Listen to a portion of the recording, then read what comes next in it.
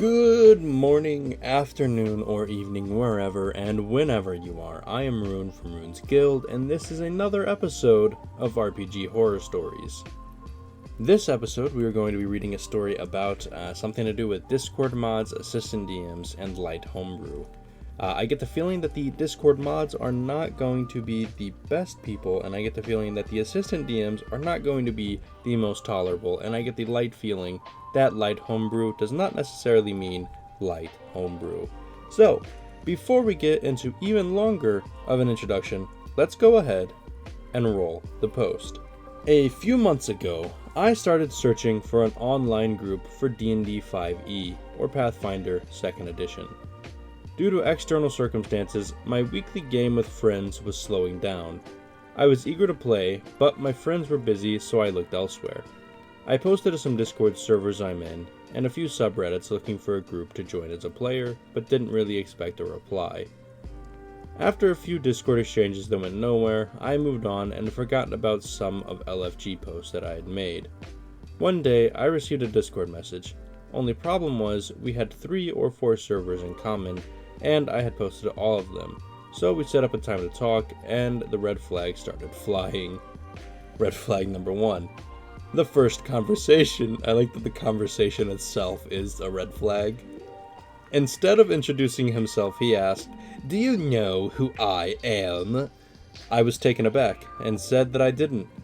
He went on to explain that he was a moderator on one of the servers I posted to. The server in question is that of a popular D&D optimization YouTuber. He said that he even played in this YouTuber's weekly game, which is one of their Patreon rewards. I suppose he thought I should be impressed, but I simply thought, whatever, it's your money, spend it how you want. He went on to explain the current state. Well, I want to actually address that before I keep going. Any conversation that starts with somebody saying, "Do you know who I am?" is an immediate block. Like, that's an immediate block. That is somebody who is too full of themselves to exist. Like, they can't even breathe with how far up their own booties they are. Anyways, I'm gonna keep going though. Sorry, I needed to address that. He went on to explain the current state of his game. That they were down a few players, and he took a particular interest in my post because I seemed like a critical thinker, or something along those lines. He went on to tell me about the setting and what was and wasn't allowed. He banned some options that err on the side of overpowered or broken, such as Peace Clerics and Twilight Clerics. He also banned Artificers because of the lore of the setting. Now, I remember seeing his ad for his game and not being too interested, but my other posts weren't going anywhere, so I continued to listen. He then went on a short rant about how he banned all of the official Critical Role content because it wasn't balanced. I didn't think much of it, and was only disappointed at losing some subclass options. He sent me a document of his house rules. It was multiple pages, and some of the rules directly affected the balance of the game. He also told me that he likes to homebrew and that he was good at it too. That's also the red flag though. Anybody that says they're good at homebrewing, who brags about how good they are at homebrewing, is not good at homebrewing. Their homebrew is gonna be like, "Yeah, so this is a monster that I made. It actually is a Tarrasque mixed with a Lich, mixed with a Demi-Lich, mixed with Vecna, mixed with everything. It has an ability called Kill, and if it looks at you, you just die, even if you have like 1,000 HP. But it's balanced because if you roll like 7 nat 20s in a row, you can kill it, so it's balanced, right?" And it's just sort of like, I mean, that's my opinion. That's what I think is a thing. So why ban Critical Role content? It's actually like more balanced than regular stuff because it's, they have to balance it because of how critical fans are. I don't know.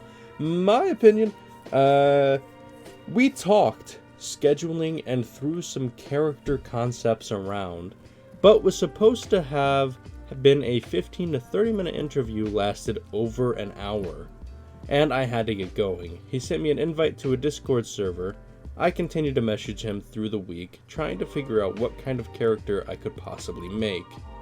Red flag 2. That whole thing was the first red flag. That is just insane. Red flag 2. The Discord server. The entire Discord server. The entire server. Upon entering the server, things weren't too strange. There were many channels that weren't getting much use and only a handful of people with a player role. There was a channel for character sheets and backstories, so I gave it a quick look over and noticed a lot of posts from users that were no longer in the server. It made it really hard to know what the party was going to be like, so I had to guess.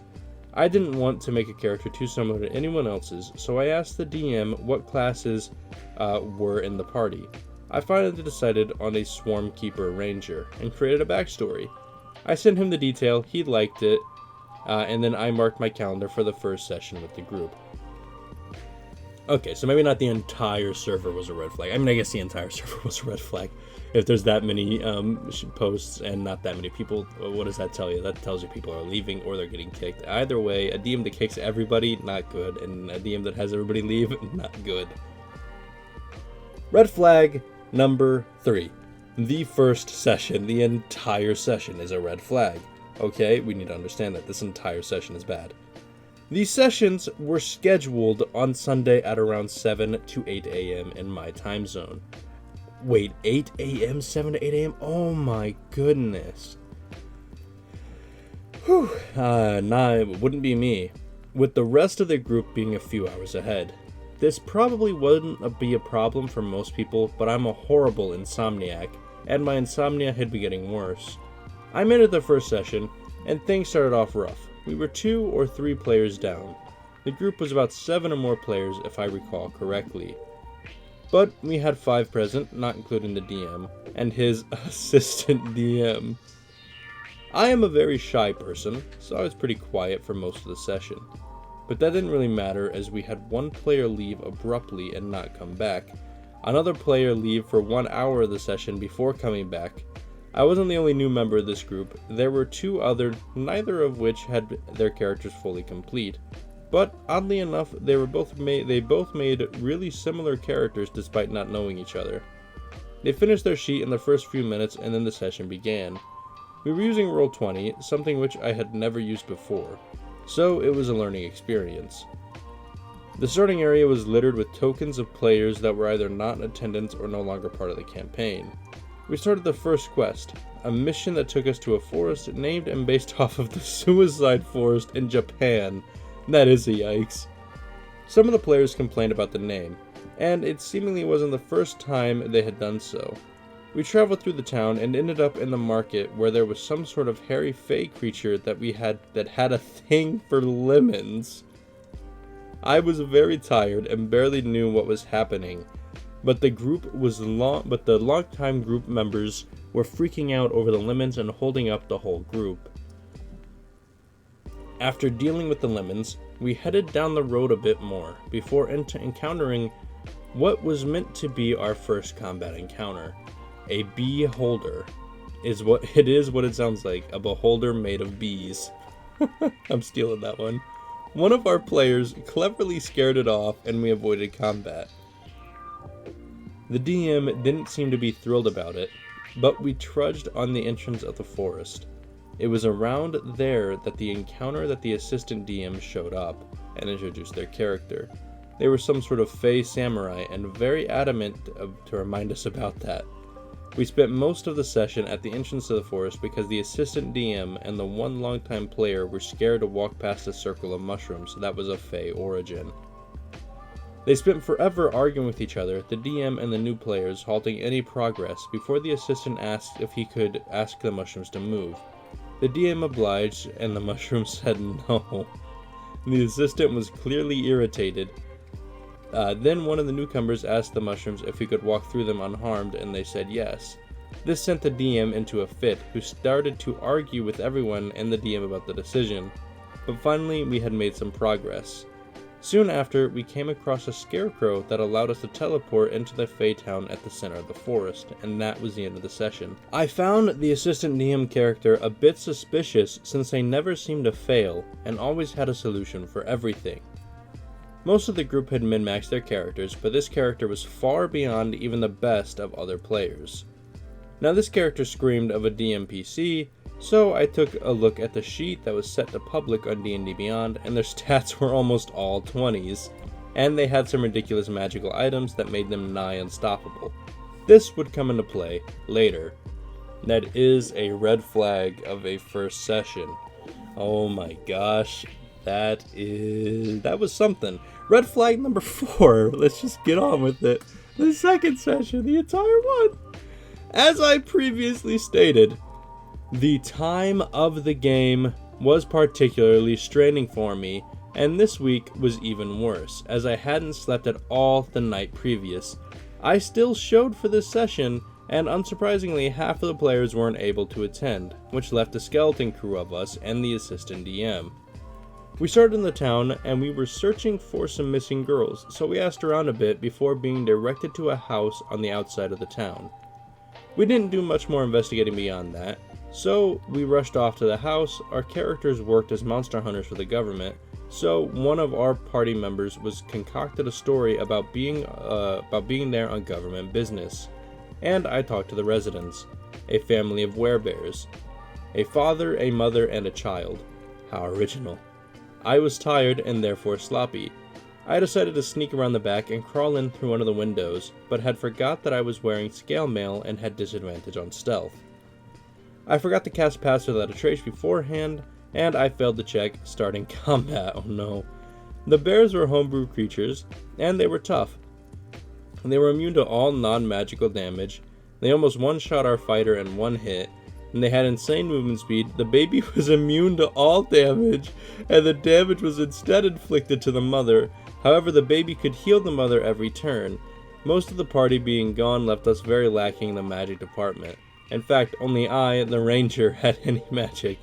I cast Spike Growth, but the bears quickly left its area and healed all the damage before chasing my character down and downing them. Now, this is when the assistant decided to show up with their character, and they decided to try and help me.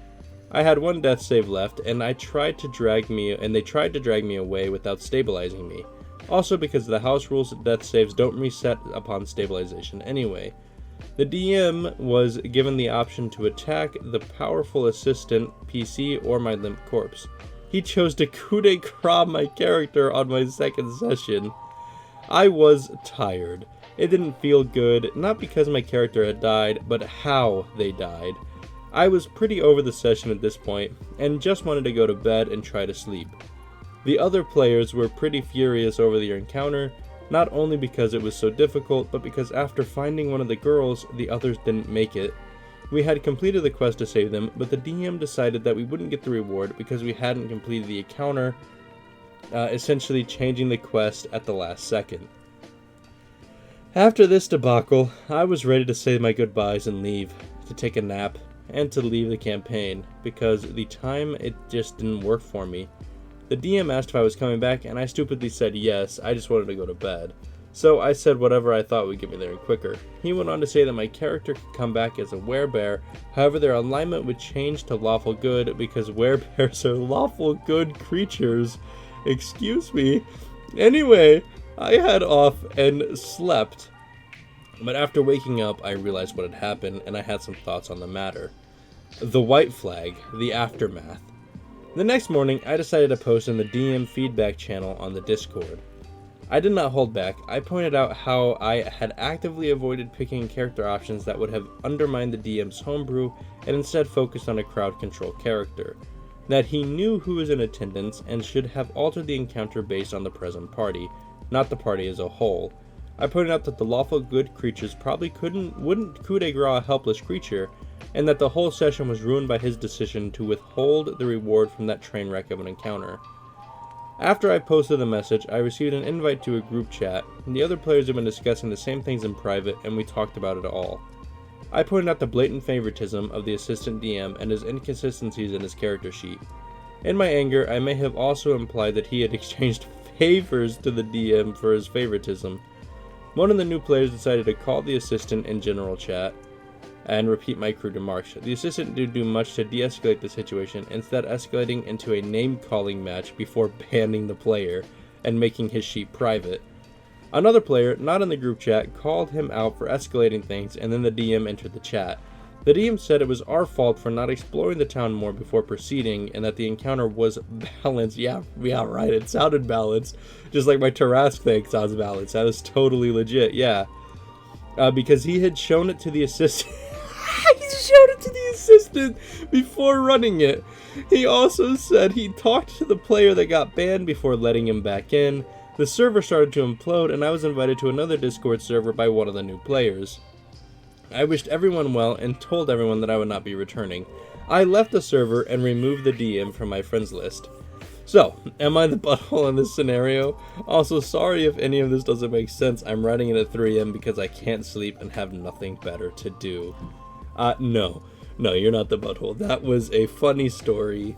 That homebrew, I said it at the beginning of the night. Oh, if they say they're good at homebrew, then that means they're definitely going to throw out something that's impossible to beat, like a Tarask with an AC of 9,000, and it's going to be like a level 1 fight.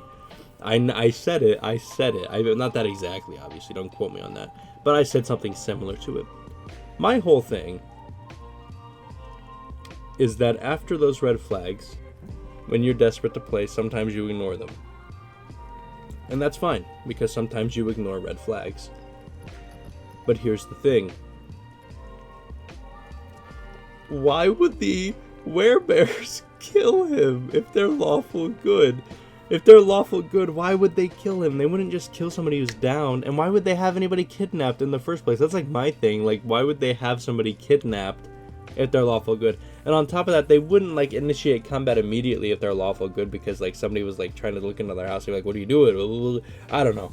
Maybe I'm wrong. You can tell me your opinions in the comments below, where you can also leave a horror story of your own. Unless you don't have one, then good job, because this is the end of the video. So leave me a like, leave me a subscription, leave me a comment talking about werebears. That is all I have to say for this episode. Thanks for watching, and I will see you in the next one.